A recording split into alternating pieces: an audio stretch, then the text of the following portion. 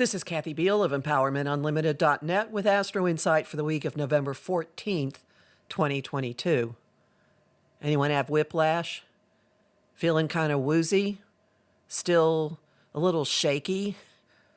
We're going to be feeling the effects of last week's lunar eclipse, last week's Uranus-blessed lunar eclipse, for some time now. A lot of it will resurface in April. Much of it's going to continue playing out at least through then, maybe into May. And while all of that continues to shake down, shake up, rumble around, while the departures and endings and chapter closings and revelations keep rolling in, this week takes on some different textures. Throughout it all, everything is blanketed by a kind of diffuse, confusing, maybe woozy-making atmosphere, clouds all over everything. Mars retrograde is heading for a square to Neptune, which is exact on the 19th. This is stirring a lot of thinking, a lot of activity, a lot of thoughts, a lot of commentary and communication, and even pieces of paper, and of course, fighting that may simply be causing more confusion. It may involve gaslighting or lies. It may involve great inspiration, actually.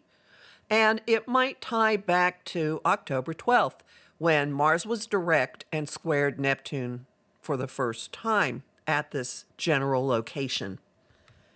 Since he's retrograde, and since this is a second pass of pumping up the cosmic fog machine, it is entirely possible that whatever happens this week will pump something up enormously that's connected to all of those types of things: communication, conversations, fighting words, actions, agendas, around the middle of October, October 12th to be exact. It is also possible that the Martian action will pierce the fog and bring to light, because a retrograde always involves a do-over or a revisiting or a second look, and in this case, a second conversation. The validity of information will be an issue, the validity of news sources, the validity of whatever stuff is going through your mind and whatever stuff you're hearing anybody saying around you. What is truth? What is an illusion? What's absolute escapism? None of this sounds familiar to any of you, I am certain. So this is overarching. It's this giant cloud that's over the entire week while we move into a gear shift toward the potentially more optimistic energy that will guide the end of the month, believe it or not.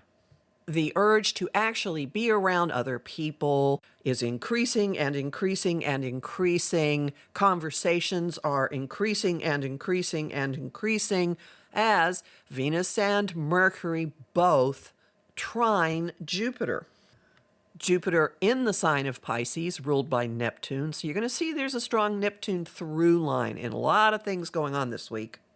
Venus and Mercury are still in Scorpio, which is seeing below the surface, perceiving things without your logical mind, trafficking in deep secrets and stuff that normally would be scary, possibly pulling financial information, revelations even more to the surface. So these two trines could very well be kicking up a lot of information about the big issues and dramas related to the lunar eclipse in Taurus. And as soon as they make these contacts, which are exact on the 15th and 16th, each of these planets moves into the sign ruled by Jupiter, who has just pumped them up, Sagittarius. Venus enters Sagittarius on the 16th, Mercury enters Sagittarius on the 17th. Our social interactions become much more numerous, adventuresome, high energy. Optimism and the ability to make jokes about just about anything move into our interactions and also our minds, because Mercury rules communication And since he's also the ruler of how we get around, we could be crawling out of our little personal bomb shelters and going out into the world and doing more and more and more. However, this two-planet shift really will change the way a lot of things feel, and the atmosphere should get much more optimistic and expansive and filled with possibilities. With the caveat that Sagittarius is also Patrick Swayze's place in Roadhouse, My Way or the Highway. I know that's an old reference. So watch out for intellectual superiority, people acting like they're right and no one else has any place even saying anything. You know you have run into that. This is setting the stage for the sun entering the same sign next week on the 22nd, but we'll already be feeling, here's a good word, jovial, ruled by Jupiter, in ways that perhaps we haven't for a while.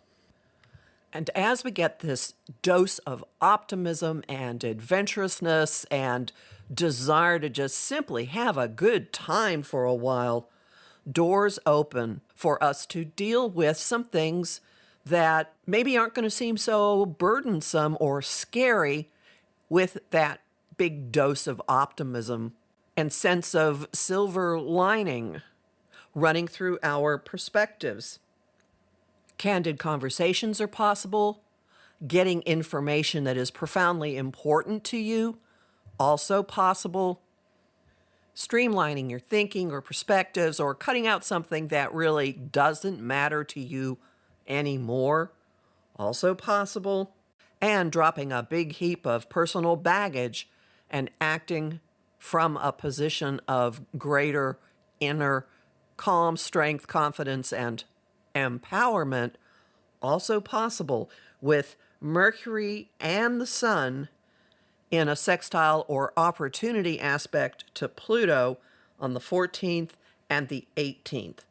So these two moments of doing some kind of laser surgery on your thinking, on your information flow, on yourself, bookend the working week and the move toward a much more optimistic, jovial perspective. These brushes with Pluto don't have to really be all that intense, or perhaps you won't experience them that way, because all of this atmospheric, gentle Neptunian influence actually works as a bit of an anesthetic. So you could feel the pain numbed. You know, sometimes anesthesia makes you feel kind of good. And by the end of the weekend, as Mars is perfecting his square to Neptune, the Sun is in an easy flow with whatever is coming off the cosmic fog machine. You could feel strangely blissful. You could feel inspired. You could feel in love with life, or maybe just yourself, just as good. Again, in a way that maybe you haven't felt in a long time. So even as all of the changes erupting off of the lunar eclipse continue to explode like a string of black cats, I'm talking about the fireworks, you're likely to be feeling pretty good and maybe even seeing the benefit personally to what is going on.